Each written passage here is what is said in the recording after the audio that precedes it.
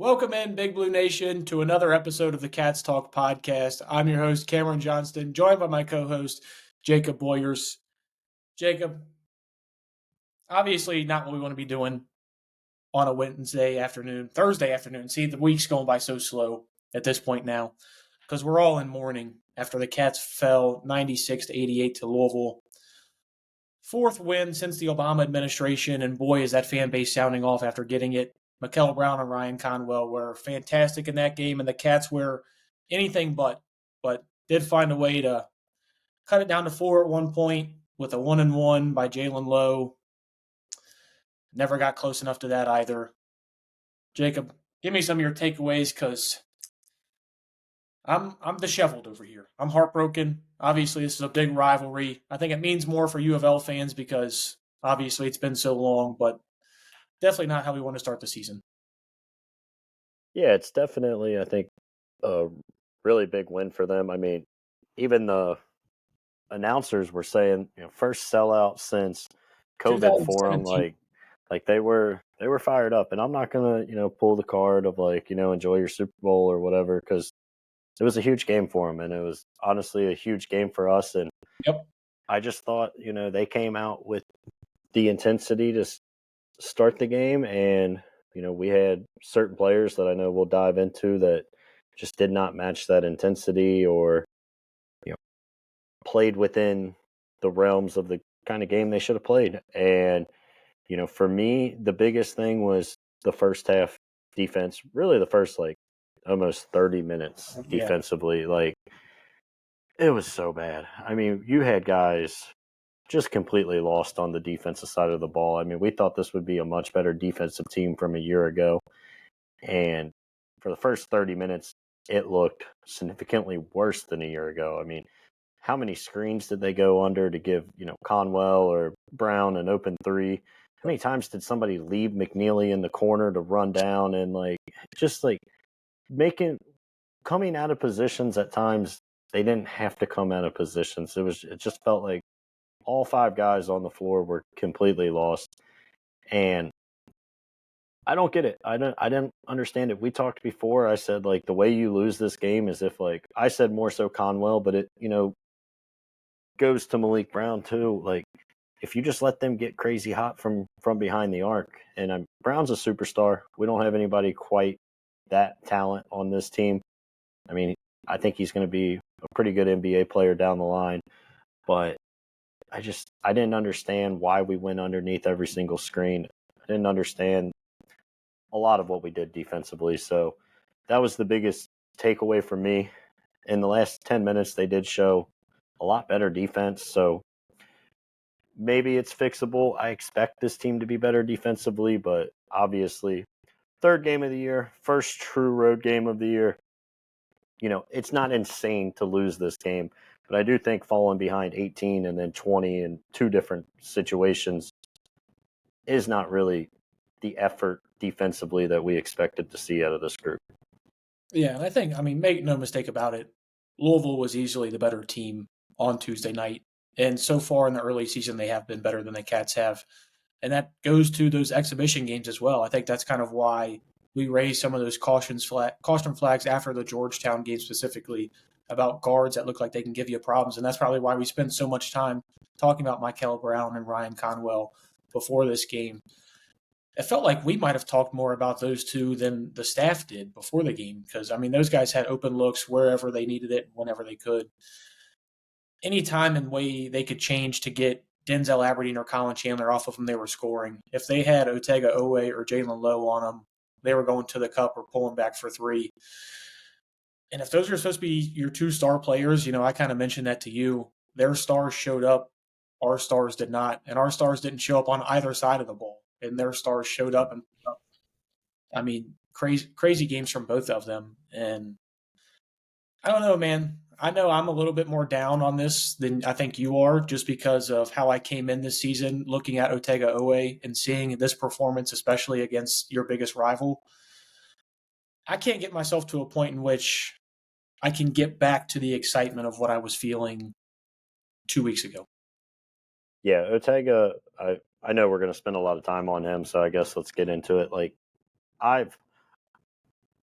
I've been a pretty big Otega supporter, I think. I mean, there were times last year, we both kind of talked about there were moments where I felt like his effort wasn't fully there, especially on the defensive side of the ball. But I think you were even probably a little more critical and have been than I have. I, have defended him and supported him a lot. But like, this was as bad of a performance as he could have had. And it started at the very beginning of the game with the turnover, and then just defensive mistake after defensive mistake, lack of effort after lack of effort. I mean, 5 turnovers, 5 missed threes.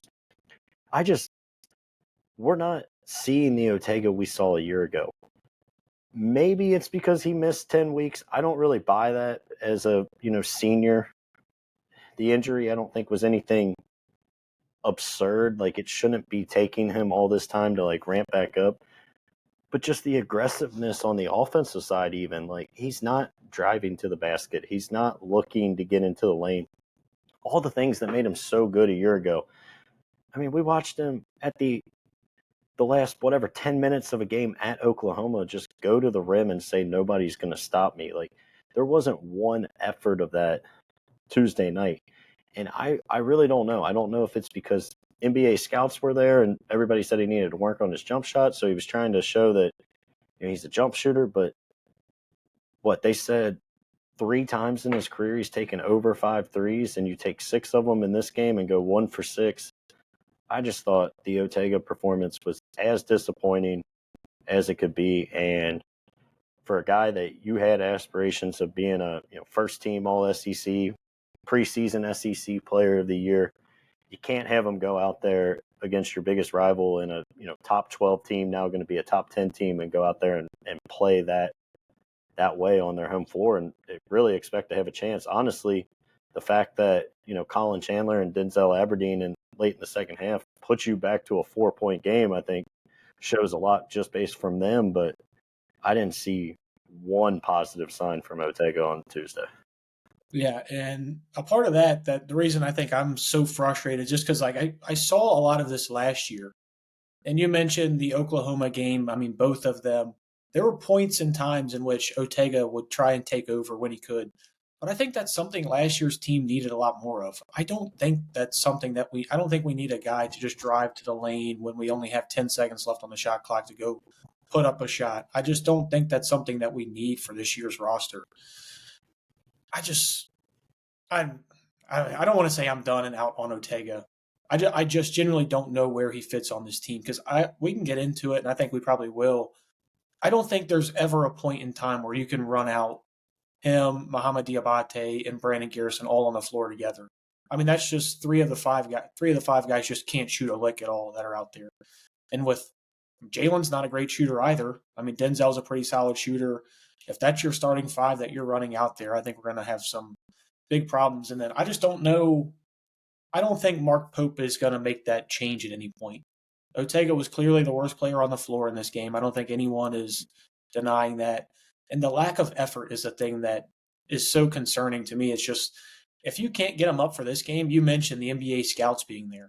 At no point in time do I ever want to see Otega Owe shooting 6 threes. I genuinely don't care how open he is. I think 2 of them were open and in the flow of the offense. The other 4 were just on his own volition, I think he took 2 pull-up threes in this game.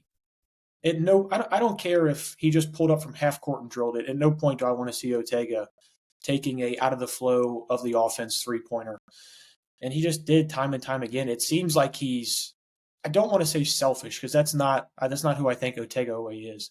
But I think he's playing selfishly right now. And that's something that's given me a lot of concern because I think if we're playing to where Otega is going to be our best offensive player, that's how we get our traditional buckets going down the line. I genuinely don't think this team will be very good. Yeah, I think there's just got to be one, you want him to do what he's good at. So, like, to your point, I don't want him taking really any threes. I am fine if you run the offense and you get him a wide open look in the corner for him to take that. Like, you almost have to as a guard. So, like, those ones, to your point, the 2 that came within the flow of the offense, he made one of the 2. If those were the only 2 he shot, I think we would look at it a lot differently. But I want him to be aggressive when the moment kind of gets to that. So, like, to your point, you get under 10 seconds for some reason the offense hasn't worked, then give it to Ortega and just let him go one-on-one and try to get to the rim. The Brandon Garrison and Diabate thing, like, that's a real issue. I really like Diabate. We both really praised him in every game up until this point. I don't think he played well Tuesday night, but I still really like him. But I think you're going to have to play him at the 5 a lot. And I think you're almost going to have to squeeze Brandon Garrison's minutes completely out. I mean, it's no secret. I've been extremely critical of BG a lot, but with the way that Malachi Moreno is playing and showing that he can give you, probably 20 minutes every game as a backup big, or even maybe in certain situations starting. But, like, I just think you're almost going to have to, until JQ gets back, you're going to have to go small and play Diabate at the 5 a lot with, we saw a lot of really good things from Cam Williams with Cam Williams out there. Just think about how much different this offense would look if you go Diabate, a shooter at the 4, Aberdeen, Chandler, and, Ortega with the low injury. I think this offense, it just fits a lot better. And then at times, instead of Diabate, Malachi Moreno, I think that's the much better fit for, one, how Pope wants to play, but just two, in general, it's going to be the way this team scores the offense. I was so disappointed with Brandon Garrison as someone that's been critical of him, but I also told you, I picked him to be my MVP of this game. I thought he would just come out with it. I just fully expected that, he would have a level of energy that we've seen him showcase at times throughout last year. I thought this would be the kind of game where he came out and kind of had that dog in him a little bit, and I didn't expect him to be the MVP because of anything he did on the, offensive side of the ball. I told you I think he would be the MVP, scoring like 6 or 8 points, just hitting a couple shots here or there. But he was another guy just completely lost on defense. I don't know how many times he rotated to the wrong spot. He is so bad at guarding the pick and roll with a guard. Nobody was good in this game. Honestly, yeah. I think Jelovich might have been the best guy guarding the pick and roll. He had a couple times, which is crazy, where Mikel Brown got switched on to him, and he actually made him take. He did a good job. Shots. And I think that's my biggest cause for concern. Like, you look at the way Pope wanted to construct this roster, it was to get better on the defensive side of the ball. Where have we gotten better on the defensive side of the ball? I think Ortega's already taken a step back from his lackadaisical defense last year. Obviously, you get a significant downgrade going from Lamont Butler to Jalen Lowe. That's already evident just in 3 games. Denzel Aberdeen, you might take a step up there from him to Jackson Robinson. Amari Williams to Brandon Garrison, taking a huge step down there. Andrew Carr, you took away so much offensive firepower by not going after certain guys to be able to cover up your main deficiency. We thought Pope could, get offense out of any guys that he needed to. And, we're saying all of this. We did still score 88 points. I understand it might sound a little ridiculous that we're criticizing this offense so much. But if you're going to go out there and build this team to be a defensive juggernaut, or just at least good enough to get you into the top 12 of defensive rankings to take you to that next step, they've got to be a hell of a lot better than this. Because you even saw, I don't think Louisville's going to be a great defensive team, but how many times, especially on pick and rolls and screens, we were starting our offense at 35 feet away consistently the entire first half, and even the first 10 minutes going into that second half. The reason I'm so concerned, and I get it. It's one game. I know that. But I'm also looking back at the Georgetown game, and you're starting to see the Jalen Lowe injuries already carrying over into another game. He gets hurt today at practice. You've got that. I don't know what lineup's going to work. Because I generally don't think, and I love Jaden Quaintance. I love the potential of Jaden Quaintance. I don't think adding him to that game Tuesday changes anything. I think Kentucky still loses. I think we still get boat raced. I think Louisville still kicks our ass.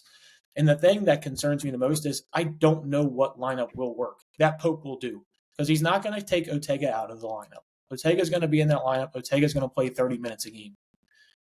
And if Ortega's not playing well defensively, which he's consistently shown you that he's not going to take that step, I don't really know what he's offering this team. Because right now, Pope mentioned our defense is not positioned to get a bunch of steals.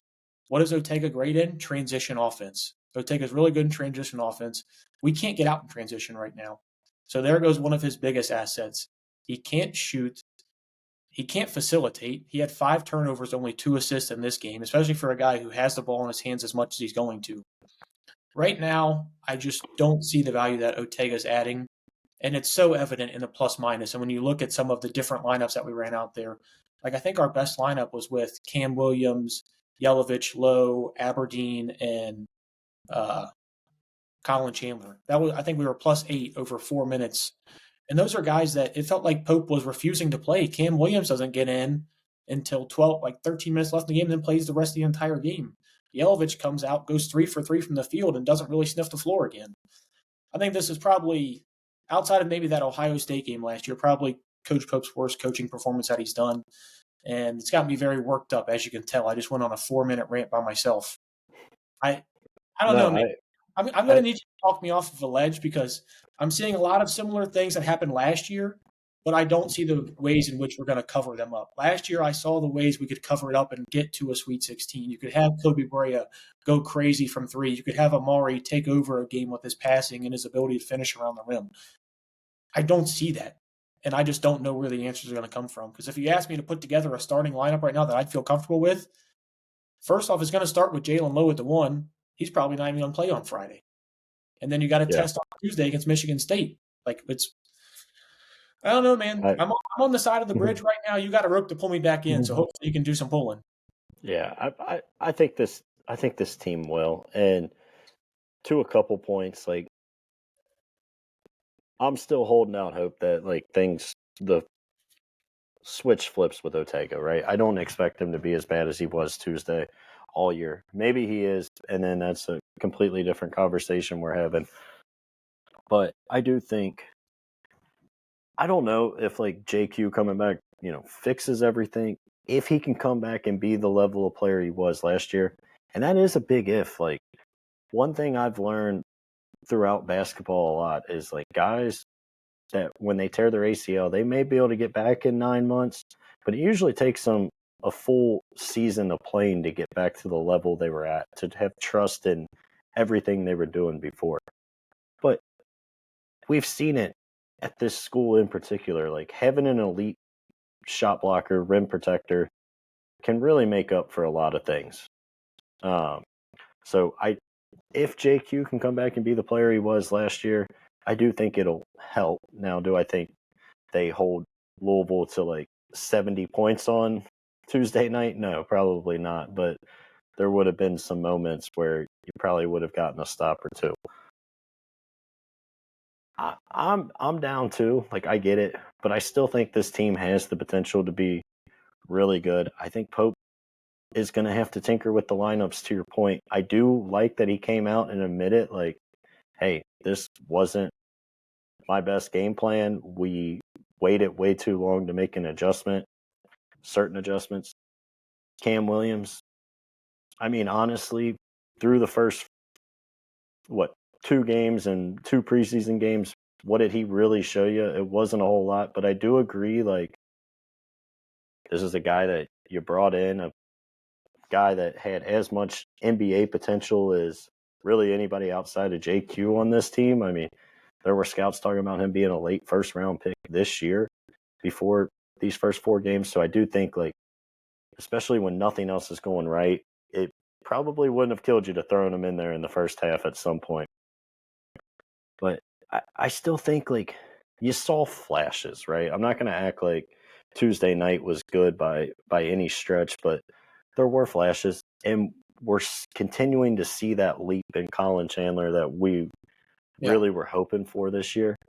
So, like, maybe there's a world that Colin Chandler is one of your 3 best players, going forward, and he's shooting 50-something% from behind the arc. I don't expect him to continue that, but he's looking more and more comfortable defensively. He's looking more and more comfortable offensively outside of just shooting. So maybe we just Pope's going to have to tinker with the lineups. I get it.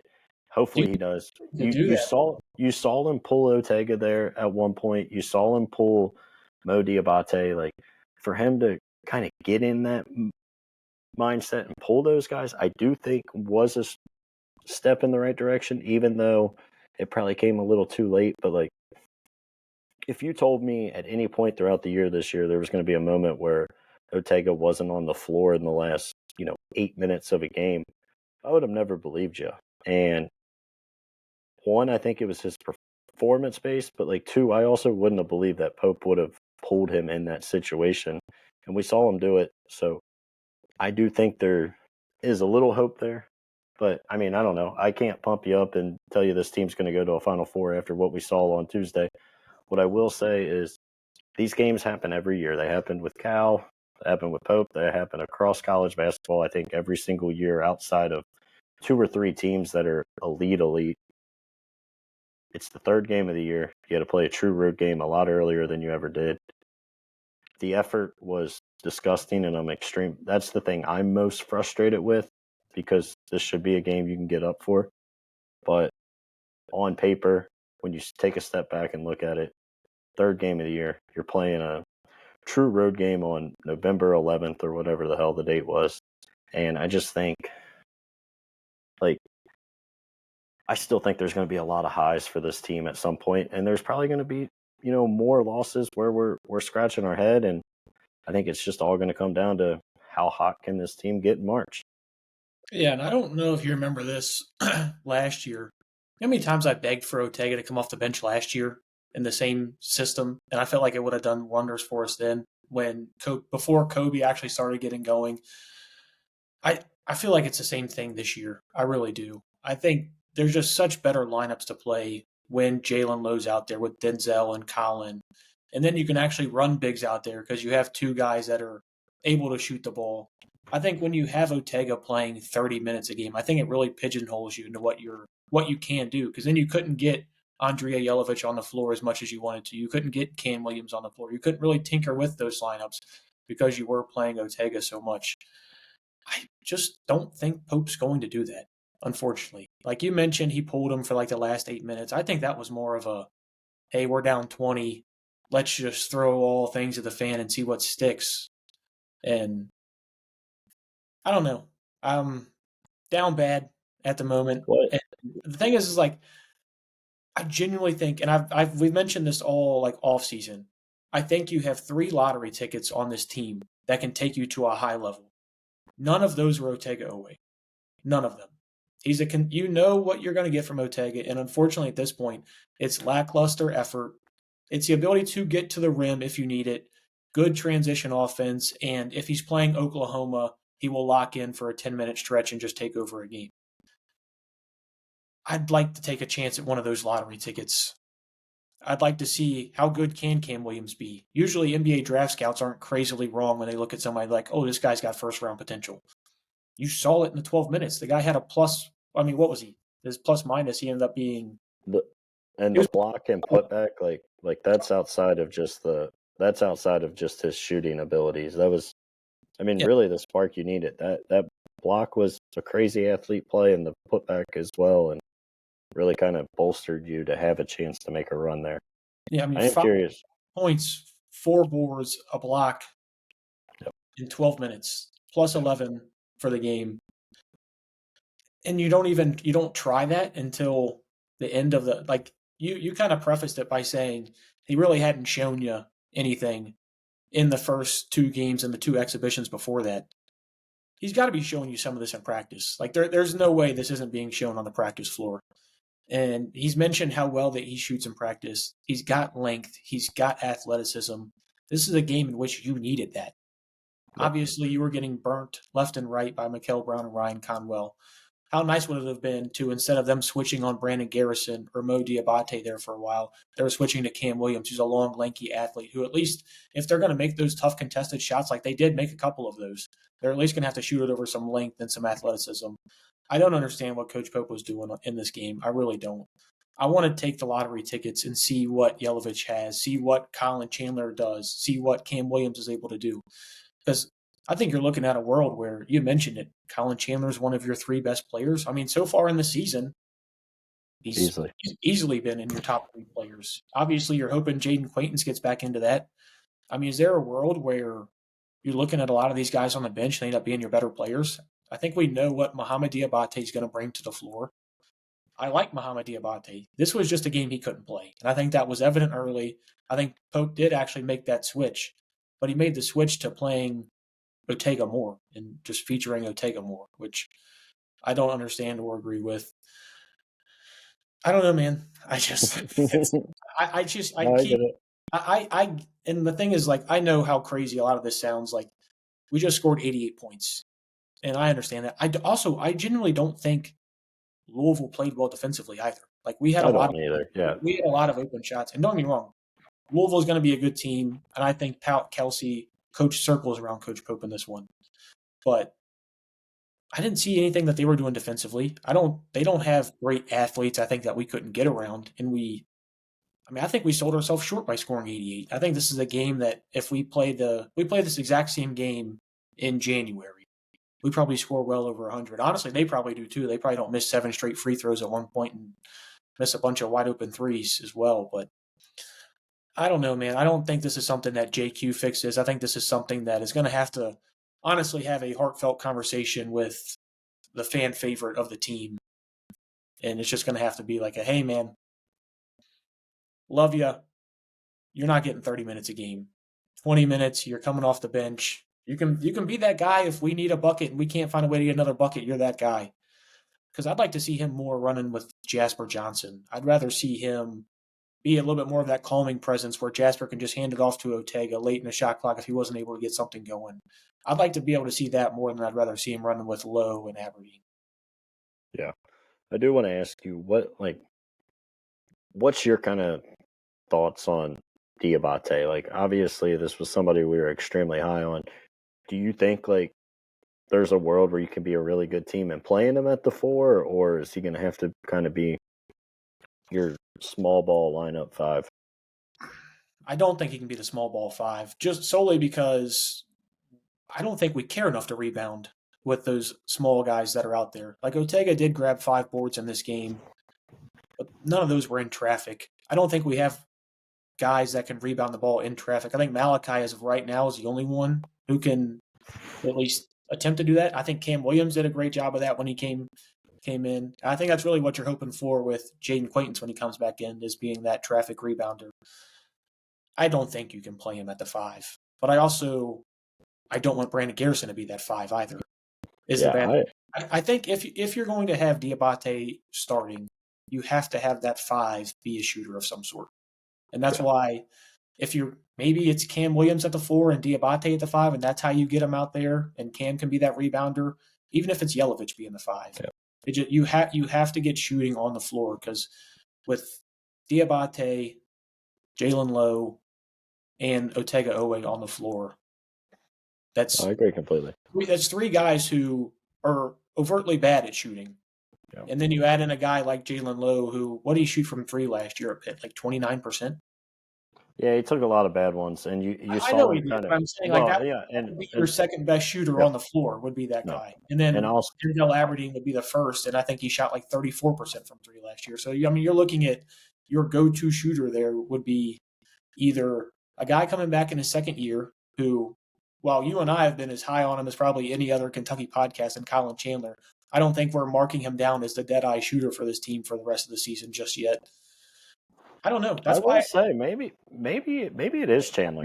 I'm not going to say he's Kobe Barea, but maybe he is. We saw him at the end of last year make a bunch, and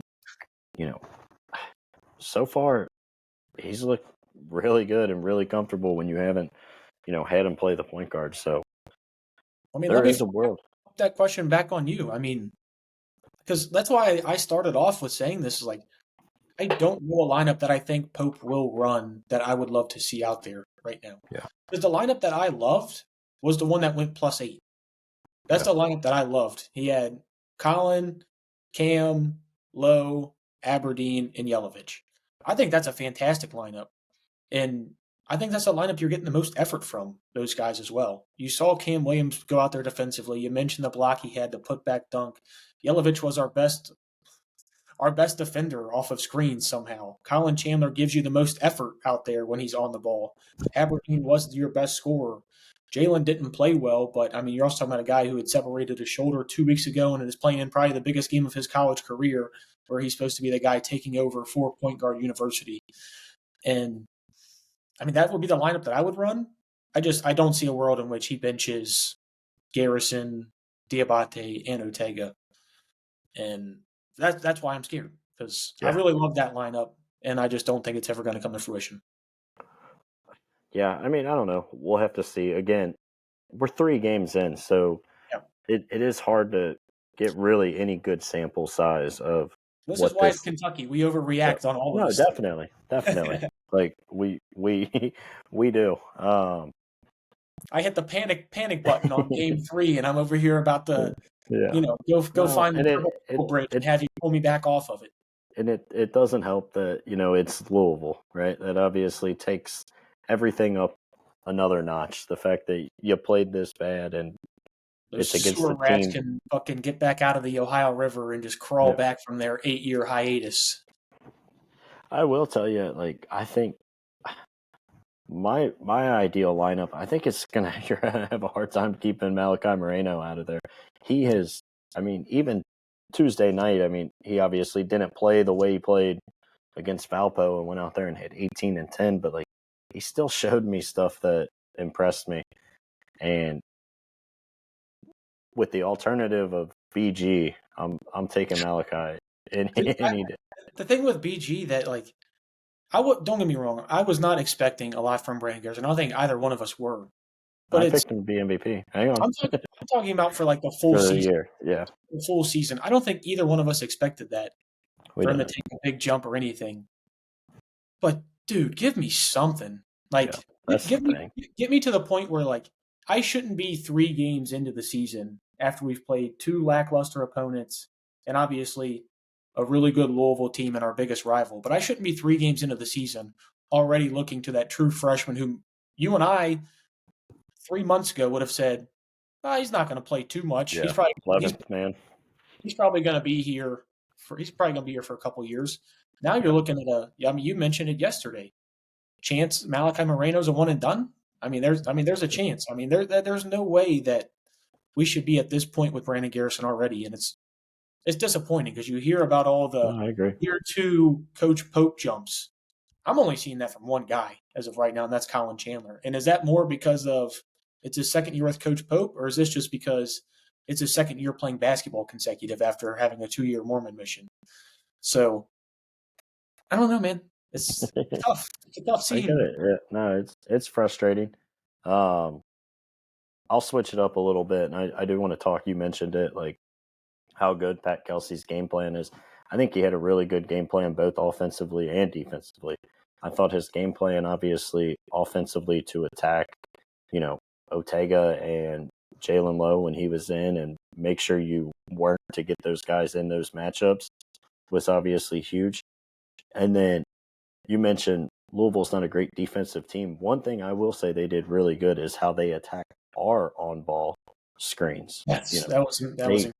Every single time the second there was a screen, both guys just went to the ball handler and slowed it down enough to where they could get back in position and take away really anything you wanted to do. We had no answer for it at all. No. And that's back to your point of our offense was starting 30, 35 feet away from the basket. It was because as soon as we set a screen at the top of the key, Lowe or Aberdeen, whoever it was, had to pull the ball back out to reset it up. So I will say, Pat, offense without a screen at the top of the can we do that? Is that an option as well? Yeah, and I'm sure it felt like also that was one of the adjustments Pope made. In the last 10 minutes, he admitted again everything was just too late, and I do give him credit for admitting that. That's not something I think we would have heard the last coach admit. Also, the last coach probably wouldn't even have tried to make the adjustments 10 minutes with 10 minutes to go. But I don't know. I'm still high on this team. It's obviously a very frustrating and disappointing loss and game. We watched it together. I don't think I was in a very good mood. I think I went to bed the second you guys left this house because I didn't even want to think about anything. Actually, that's not true. I sat there and texted my brother-in-law, who's a Louisville fan, and pretty much just complained about life and told him I'm done watching sports and all sports are stupid. So, He's not been on to us this year, that's for sure. yeah. uh, but yeah, as far as the fix, I'm still obviously really high on Coach Pope. I think he'll try to figure something out. The Ortega thing, I don't expect him to play this bad, but who knows? Maybe we're 3 weeks from now and we're still having the same conversation, and then I might have a different tune on this team. The thing about Ortega is I just don't know if these are fixable. Like there are certain things in basketball that are fixable. I don't think. I mean, if he gets this information in the offseason that hey, you got to go back to school and you got to fix that 3-point shot and you have to work defensively because right now that's if this is what he puts out the first time that he's challenged with that task. Yeah. I just don't know if it's something that's going to be fixable. And I think Coach Pope has an allegiance with him. I really do. Like I think he has they're tied at the hip. They have a great relationship, which is why we love Pope, the relationships that he creates with his players on and off the court. Let me ask you this. Do you think if it comes to that, like let's say we see 2 full more weeks of Ortega doing this offensively and defensively, do you think Pope will make that switch or you think this is something that we're just going to ride out with? I think he would ride it out for longer than 2 weeks, but I do think if you got to January and you're in SEC play and we've lost 3, 4, 5 non-conference Do you think we games, have to lose those games for that to happen, or do you think it has to be can Ortega play poorly, we win, and he still makes those switches, or do you think he just keeps going with it just because we're winning games? I don't know. I guess it would kind of depend on how you win. If every game is ugly and you find a way to scrape one out because Colin Chandler goes for 30 and then another night Aberdeen goes for 30 and another night Lowe hits a buzzer beater or something then maybe it's a little different. But I do think I don't expect Pope to make a switch in a couple weeks, but if we go a couple months and Ortega's not look good and the team is struggling as a whole, then I think Pope would make the switch. I mean, I think he'll maybe ride it out a little too long, but I don't expect it to be a Cal and DJ Wagner, situation. I think there will come a point where Pope gets it. He knows how important it is to win here. And again, if everything's going as poorly as it looked like Tuesday night and we do this and we lose to North Carolina at home and Michigan State in a week and Gonzaga and all these games, St. John's, then I think he would just have to. And I don't know. But you also don't know if you're not starting Ortega, there could be a world where I know he's giving you nothing now, but he could really give you nothing and, not even be out there essentially. So I do think Pope will go longer than a few weeks, but if push came to shove by January, I think he would make that switch. Jake, have you ever seen the movie Eddie with Whoopi Goldberg? I have not. You have not. Okay, it's the basketball movie where Whoopi Goldberg takes over the New York Knicks and is the head coach. Oh, wow. Can't believe I missed that one. It's actually a pretty solid movie. A lot of NBA players in there. Pretty solid. I actually highly recommend. But, so there's this, obviously, star player on the Knicks. It's a very bad losing team. Stacey Patton. Great all-star player. She benches him. She's a fan that takes over for the team as the head coach. She benches him. Couple weeks, whatever. You come back now, guess what? He's finally got it. It's finally clocked. Maybe, yeah. And you get a re-energized guy. I'm not saying fully bench him. I'm not saying go full Whoopi Goldberg. I don't think anybody should go full Whoopi Goldberg. But, I mean, dude, I think... Can't believe I missed that movie. I honestly think he's been drinking the Kool-Aid for a little bit too much of this offseason. I think he's received Big Blue Nation's love. Because remember, this time last year, we were talking about who's getting that starting spot. And we weren't sure if it was Ortega, if it was Kobe Bryant, who was getting that. And then he turned into being a 16-point scorer and had a great season, comes back, feels the love from BBN all off season. The thing that kills it for me is just, I just expected Ortega to be that constant, right? The consistent guy that's going to go out He there. wasn't that last year, so I was just never I tried to talk myself into that this offseason, thinking like this is what he was going to work through during the season, and we were finally going to get that full, consistent effort because this is the guy who has to go to the NBA draft after this. Like that's Yeah. it. There is no more playing. There is no more college. There is no more NIL. If he's wanting to continue making this amount of money that he's making now, he has to put consistent effort on both sides of the ball, which the NBA told him to do. Fix that 3-point shot, and if it's not evident through the first 5 games of the season, obviously 2 of them didn't count. I don't think it's going to be, and that's why I'm concerned because I didn't think we were going to get the consistency from him. I was just kind of talking myself into it with the offseason hype. Yeah. Yeah, I don't know. I kind of thought he would be that consistent. I didn't think we needed him to be the SEC Player of the Year for this team to be good. I just thought I you still don't needed think him we to. do either. Yeah. No, and I agree, but I I don't know how good you can be like if he's not playing or playing a lot of games like he played Tuesday night. Then I think you need him to be one of your better players on this team for this team to be really good, in my opinion. So I don't know what you do with him. Again, I'm just chalking it up as third game of the year. Maybe I'll, have a little bit of coping and say it's because he missed 10 weeks in a row in the off season right before the season started. That's just the UK fan in me trying to get myself there. But Yep. yeah, I mean, it obviously doesn't look good. I'm not going to act like it looks good. Yeah, and the part that kind of hurts me is like when are we going to get this cohesion for this team? Like Jalen's probably going to miss this game. And it already feels like last year. I mean, you have the exact same shoulder sling on there. Obviously, we didn't get a 33-point performance from Jalen yesterday, but it already feels like last year where you're already trying to rotate guys in that may not be ready for it. You're already having to probably lean on Ortega more than you want to. Man, I'll talk myself. The one good thing, like I will say, is we're in November, right? And we're dealing with this as opposed to Lamont being banged up really all throughout SEC play. So there is a world. You go through these next few weeks, you go through some growing pains, you get Low fully healthy in 3-4 weeks, and you're ready to go. I'd rather deal with these issues, both with the injury and the play, here on November 13th than I would if all this was popping up in February.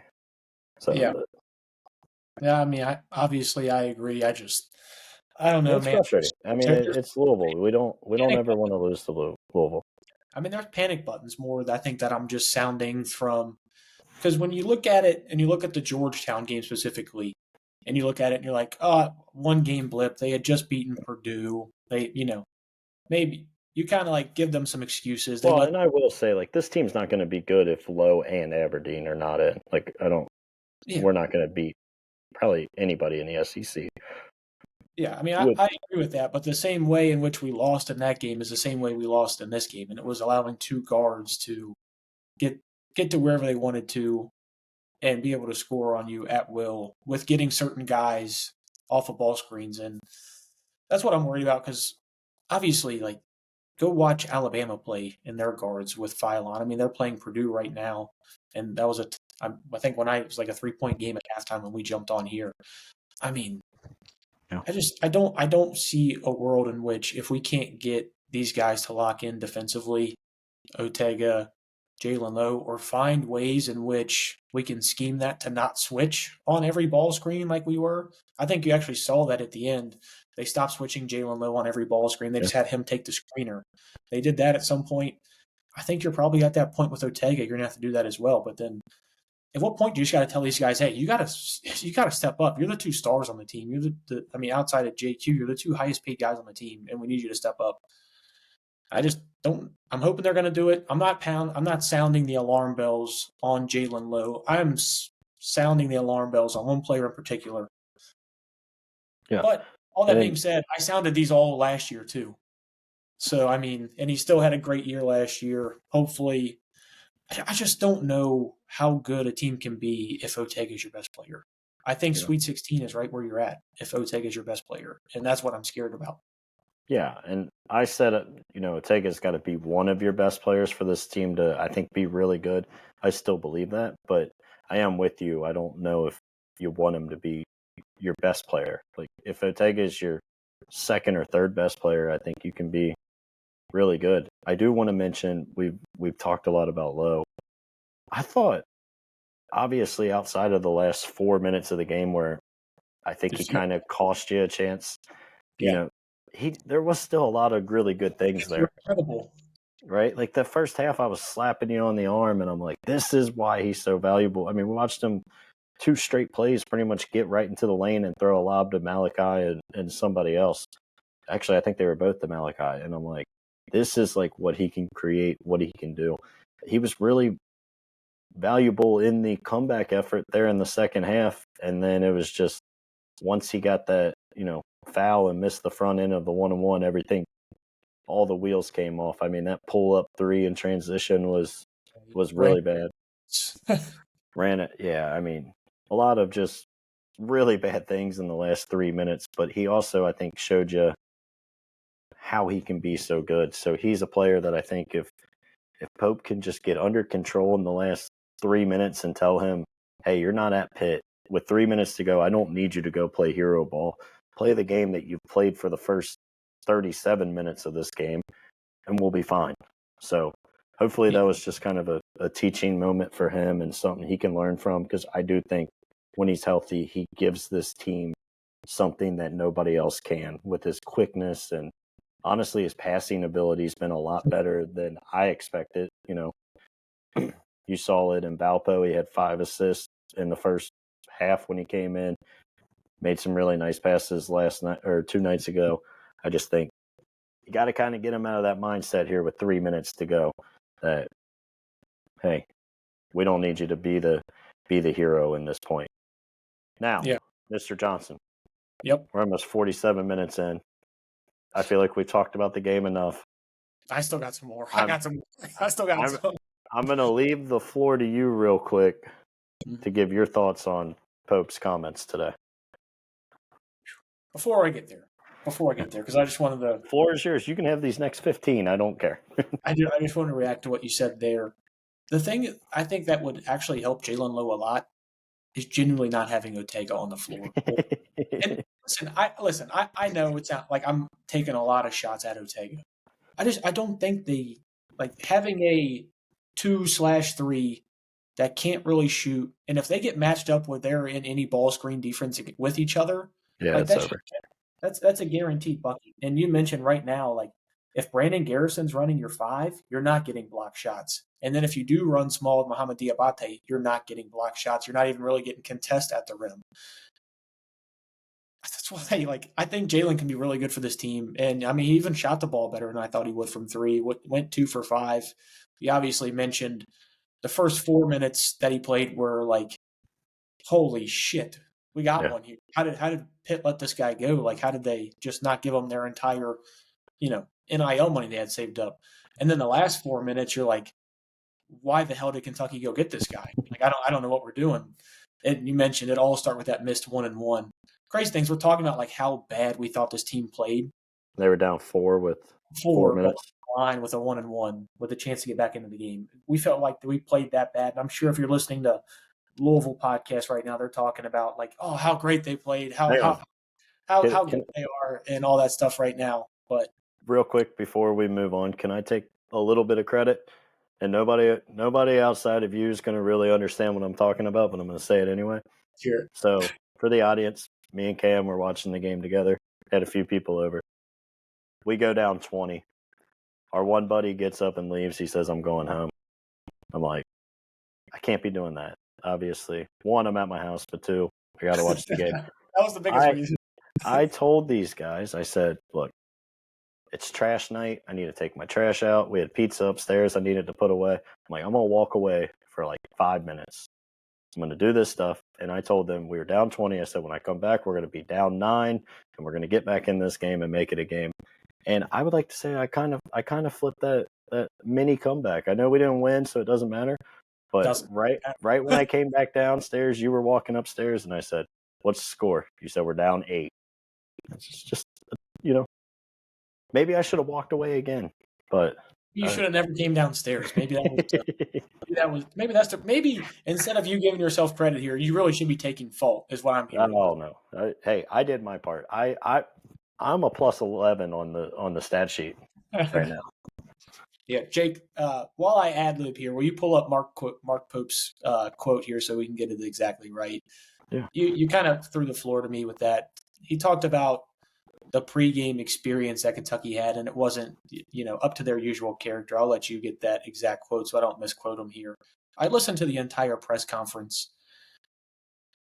I don't he took accountability for this game, but he also was just talking about we don't have enough data points. Yeah, I get it's early in the season. A lot of these guys haven't played together. Pat Kelsey had the same thing. This is only their third game of the season. A lot of those guys haven't played together. Michael Brown and Ryan Conwell have never played together. McNeely's never played with them. We've probably got more cohesion on this team than they did theirs. I mean, how many guys did they have returning? Two? I don't know. The whole press conference kind of irritated me, and it's one of the first times I've actually gotten irritated with a Mark Pope press conference. But if you have that quote, go ahead and say it for us. What Pope said at the press conference today, previewing the Illinois game. I won't read the whole thing because it is kind of long. But he said, "I actually think we did. I'm not ready to tell the story yet, but at some point we'll talk in detail about our pregame experience at Louisville. It was out of character for us." Sorry, an ad popped up. It was out of character for us. That's young and new.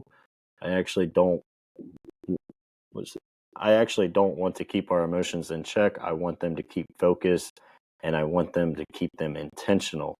I want our guys to have all of the emotions. First of all, what's the point if you can't have the emotions? But I don't want our guys to be run by emotions. I want them to focus on their emotions.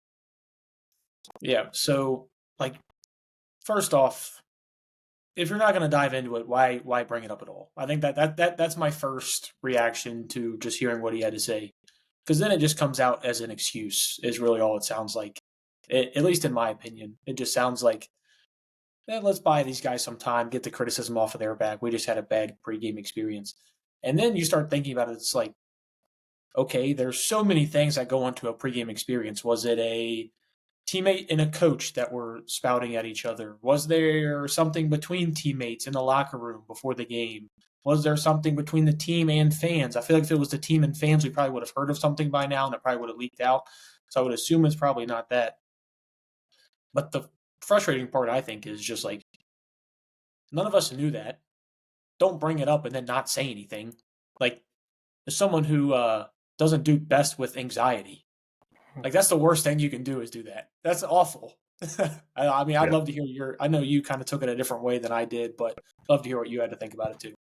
Yeah, I took it a different way. Now, I will say I completely agree with you that, if you're not wanting to talk about it, you probably should have brought it up, because I do think it comes to this speculation of something that's much worse than I think what Pope was trying to get at.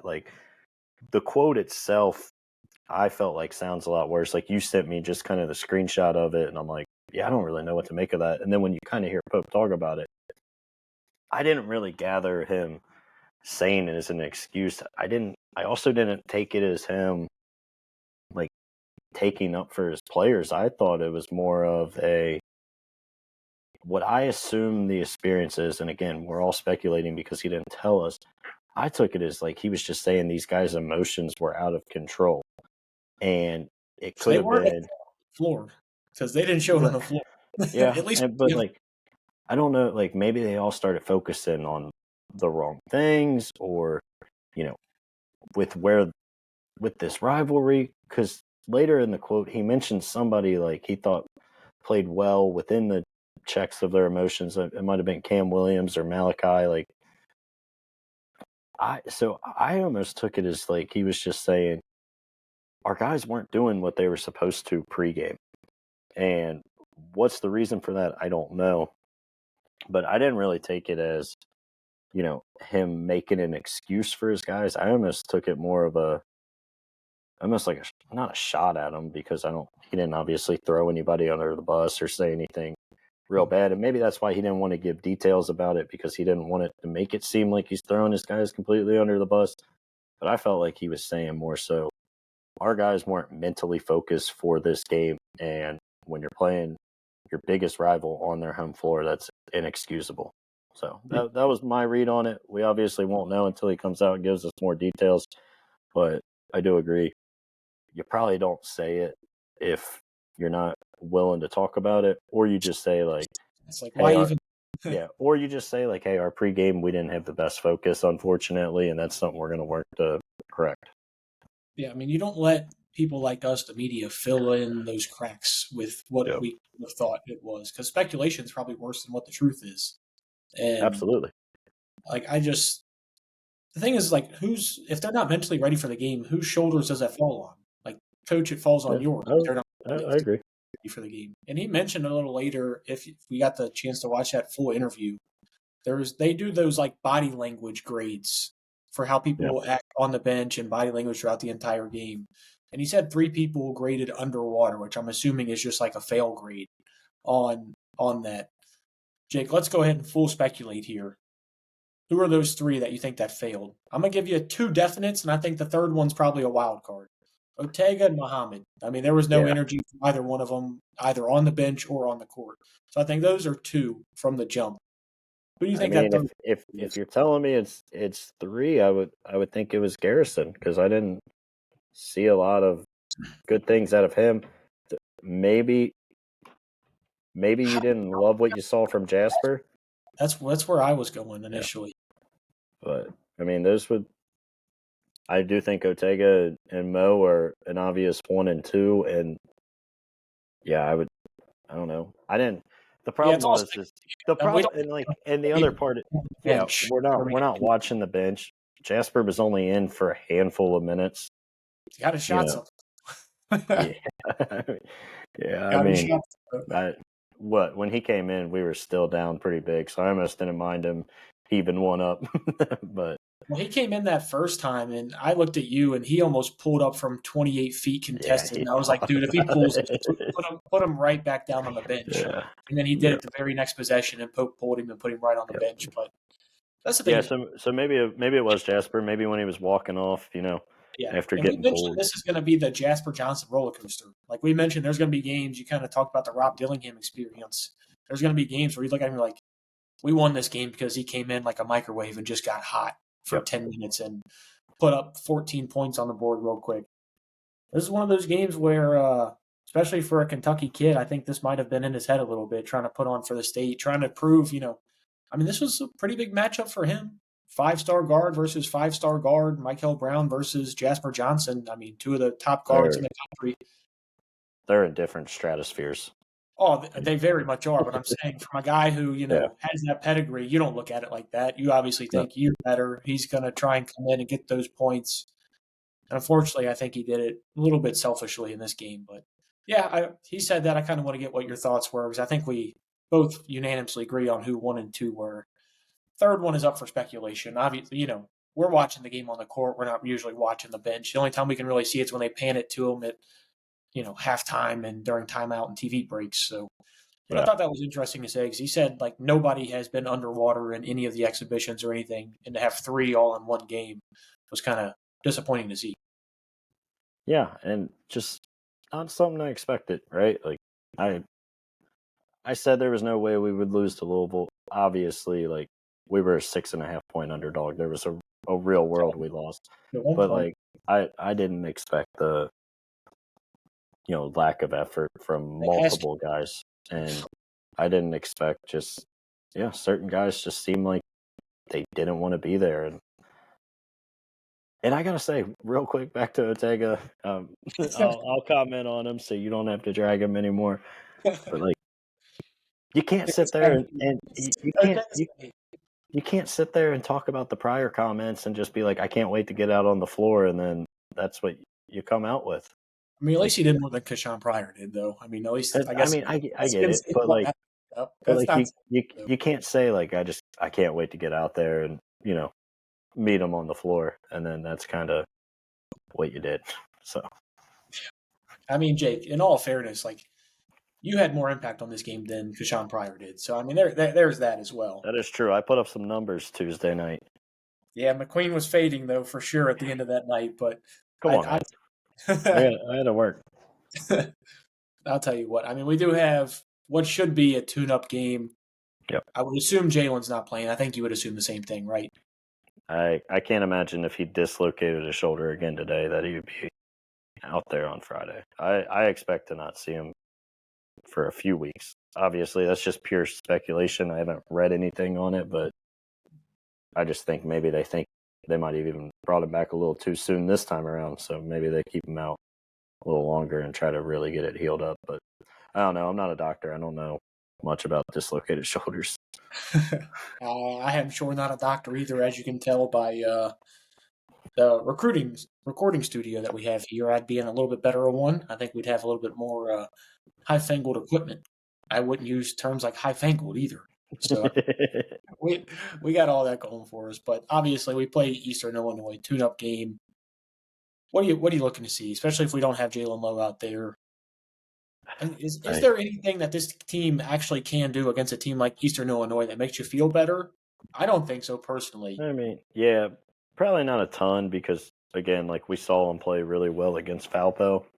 So, like, maybe there can be some more concerns if they don't come out and do that. But, I'd like to see them handle Eastern Illinois in a similar fashion to kind of how you played against Valpo. But nothing that's going to really get me back in the headspace I was probably until after Michigan State on Tuesday night. Yeah. And then if Jalen's not playing, I mean, I don't know if I'm looking forward to that Michigan State game. I watched them obviously take down Cal and Arkansas. Have we been able to talk? Have we been able to talk on here? Let's just that was a Cal masterclass there at the end of the year. Snap back three to 7-footer.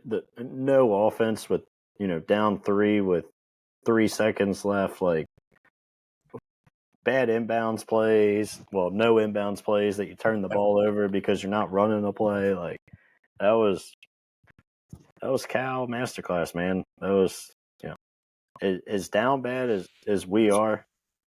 We still don't have Calipari here. Yeah, and I think that's something we can be thankful for. Although, I'm starting to get a little bit of that. Coach is I have not been a fan of what Coach Pope has done, at least that's 3 games of the season. 3 games of the season. So it's very early. We will have you covered for the Eastern Illinois game. That is all for real quick before we leave. Is there a world you could have imagined 2 weeks ago that football vibes would be up here and the basketball vibes would be down here?